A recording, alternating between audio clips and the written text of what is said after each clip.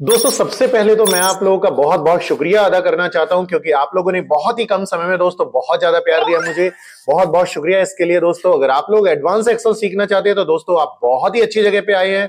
बहुत अच्छे प्लेटफॉर्म है दोस्तों, इसका फ्यूचर बहुत अच्छा है। आप लोग बस इस सब चैनल को सब्सक्राइब कर लीजिए दोस्तों, क्योंकि इस चैनल के अंदर मैं सिर्फ और सिर्फ एडवांस एक्सेल की क्लासेस ही प्रोवाइड करता हूं।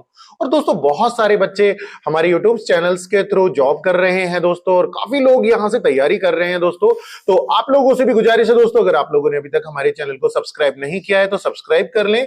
और मैं दोस्तों आज की क्लास में आप लोगों को सिखाने वाला हूं माइक्रोसॉफ्ट एक्सेल के अंदर काउंटिव फॉर्मूले को कैसे यूज किया जाता है और इसके क्राइटेरियाज क्या होते हैं दोस्तों, रेंज क्या होता है, सिंटैक्स कैसे यूज किया जाता है। तो बस बने रहिए दोस्तों इस वीडियोस को, और इस वीडियो को पूरा देखें दोस्तों, ताकि आप लोग भी बन सके एडवांस एक्सेल में एक्सपर्ट। तो चलिए शुरू करते हैं हम लोग आज की क्लासेस।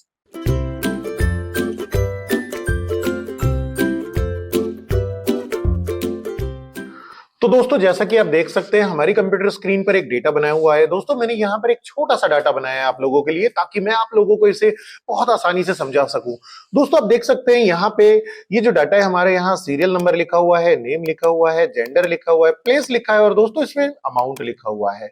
अब हम दोस्तों इस पर किस तरीके से क्वेश्चंस करते हैं वो चीज आप लोगों ने समझनी है दोस्तों। जैसे कि आप लोग कभी इंटरव्यू पे जाते हैं और आपसे एक सवाल किया जाता है कि आप हमें यहाँ पे ये बताइए कि हमने दिल्ली में टोटल कितनी सेल की है, आप वो कैलकुलेट करके हमें बताइए। यानी हमारी जो दिल्ली में सेल हुई है वो दोस्तों वो कितनी बार हुई है। तो दोस्तों काउंटिव फॉर्मूले का काम होता है किसी भी क्राइटेरिया को, किसी एक क्राइटेरिया को दोस्तों गिन करके बताना कि वो कितनी बार यहां पर रिपीट हुआ है। तो दोस्तों इसे आप कैसे बताएंगे, जैसे बात करते हैं दोस्तों दिल्ली की, तो हम लोग यहां पर दोस्तों क्या करेंगे, हमसे दिल्ली पूछा जा रहा है दोस्तों, मैं यहां पे क्राइटेरिया लिख देता हूं दिल्ली। और अब दोस्तों यहां पर मैं बताता हूं इसका काउंट की हमारे पास दिल्ली कितनी बार आया दोस्तों। जैसे आप देख सकते हैं यहाँ पे दिल्ली है, यहाँ पर दिल्ली है, और ऐसे ही यहाँ पर दिल्ली है दोस्तों इस डेटाबेस के अंदर। तो दोस्तों आपने क्या करना है, आप सबसे पहले इक्वल लगा करके यहां पर लगाएंगे एक फॉर्मूला काउंटिव का। दोस्तों काउंटिव फॉर्मूले के सिंटैक्स को अगर आप देखेंगे तो आपको यहाँ पे दो चीजें मिलेंगी दोस्तों। एक मिलता है आप लोगों को रेंज, और एक मिलता है दोस्तों आपको क्राइटेरिया।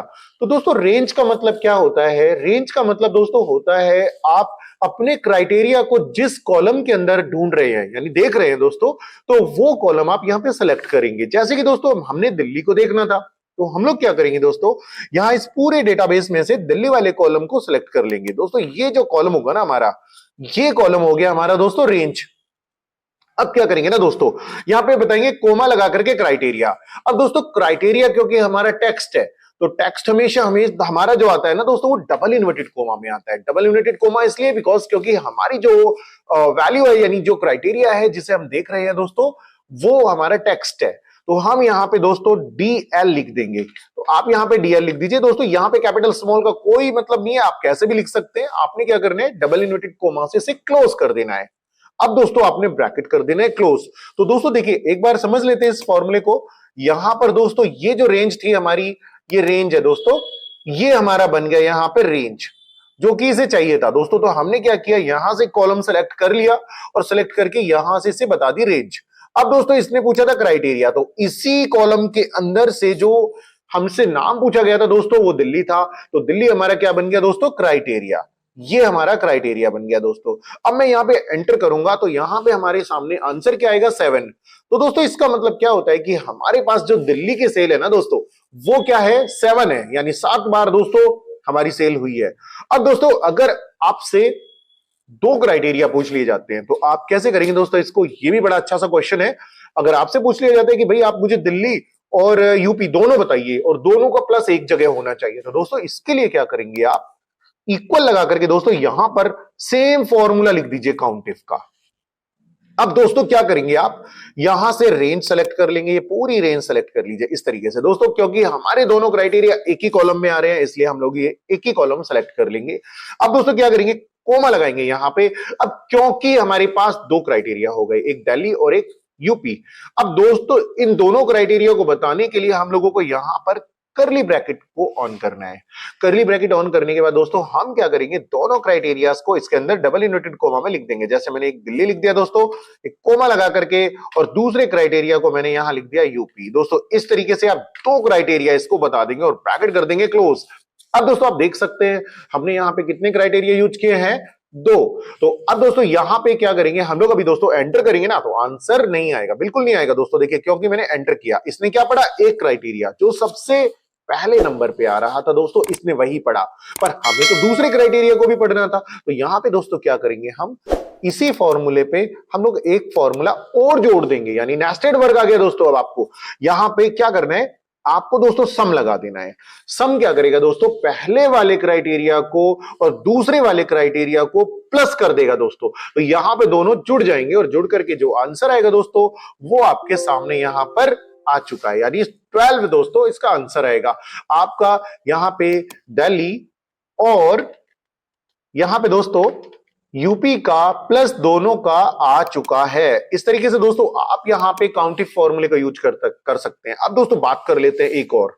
दोस्तों हमसे कहा जाता है इंटरव्यू में कि भाई आप एक काम करो, आप हमें बताओ यहां पर जो हमारे नंबर्स हैं, दोस्तों ध्यान से सुनना इस क्वेश्चंस को, जो हमारे नंबर हैं और जो नंबर हमारे 100 से बड़े हैं वो कितने हैं, वो आप काउंट करके बताओ। तो दोस्तों यहां पे सवाल ये था कि जो 100 से बड़े वर्ड है ना दोस्तों, वो जो 100 से बड़े नंबर से दोस्तों वो आप हमें बताइए। अब दोस्तों नंबर तो हमारे आ रहे हैं यहाँ पे ई कॉलम के अंदर, तो हम क्या करेंगे दोस्तों, इक्वल लगा करके और यहां पर सेम फॉर्मूला लगाएंगे काउंटिव का, और रेंज में दोस्तों इस बार हम ई कॉलम को सिलेक्ट कर लेंगे, क्योंकि दोस्तों हमारी जो रेंज है वो ई कॉलम में है, क्योंकि क्वेश्चन हमसे पूछा गया था यहां नंबर्स का, और नंबर हमारे जो आ रहे हैं अमाउंट वाला कॉलम है, ई कॉलम पे आ रहे हैं। तो हमने यहां से ये रेंज ले लिया, कोमा लगाया दोस्तों, और यहां पे डबल इन्वर्टेड कोमा लगा के ग्रेटर देन लगा देंगे दोस्तों 100। अब दोस्तों यहां हमारा क्वेश्चन बन चुका है, यानी हमने यहां पे पूछा था दोस्तों 100 से बड़ी संख्या जितनी भी है ना उन्हें आप बताइए कितनी है भाई। वो आपने सुबह से लेकर शाम तक जो भी बिल्स एंट्री किए हैं, आप ये बताइए कि 100 से बड़ी संख्या के कितने बिल थे आपके पास में। तो दोस्तों आप बस एंटर कर दीजिए, आपके पास आ जाएंगे दोस्तों 2, यानी आपके पास दोस्तों 2 आंसर्स आ चुका है, यानी 2 बिल आपके पास है। आप देख सकते हैं मेरे कंप्यूटर स्क्रीन पर दोस्तों, यहां पर जो डाटा है हमारा, एक यहां देखेंगे ये भी आपका 200 का डाटा है, और दोस्तों ये भी आपका 410 का डाटा है, यानी आपके पास 2 ही ऐसे नंबर है जो 100 से बड़े हैं दोस्तों। अब ऐसे ही लेस देन का भी निकाल सकते हैं दोस्तों आप, बड़े कमाल का फॉर्मूला है दोस्तों, ये मजा आ जाएगा करके आप लोगों को। 100 से कम की संख्या, यानी कि 100 से छोटे बिल दोस्तों बताइए कितने हैं। तो आपको क्या करना है, इक्वल लगा करके और काउंटिव लगाएंगे दोस्तों यहां पर, और इस पूरी रेंज को सिलेक्ट कर लेंगे इस तरीके से, कोमा लगाएंगे, double inverted coma, less than का साइन लगा देंगे दोस्तों यहां पर, और अब हम यहां पे टाइप कर देंगे 100, क्योंकि हमसे पूछा गया था 100 से छोटी संख्याएं बताइए कितनी है। बस दोस्तों एंटर कर देना है, आपके सामने दोस्तों आंसर आ जाएगा। तो इस तरीके से दोस्तों हम लोग यहाँ पे काउंटिव फॉर्मूले का यूज करते हैं। तो दोस्तों मैं आशा करता हूं कि आप लोगों को काउंटिव फॉर्मूला समझ में आ गया होगा। अगर दोस्तों ये फॉर्मूला आप लोगों को अच्छा लगा हो, समझ में आया हो दोस्तों, तो सब्सक्राइब कर ले हमारे चैनल को, क्योंकि मैं ऐसे ही वीडियोस के नोटिफिकेशन टाइम टू टाइम आप लोगों के लिए बनाता रहता हूं, भेजता रहता हूं आप लोगों को दोस्तों।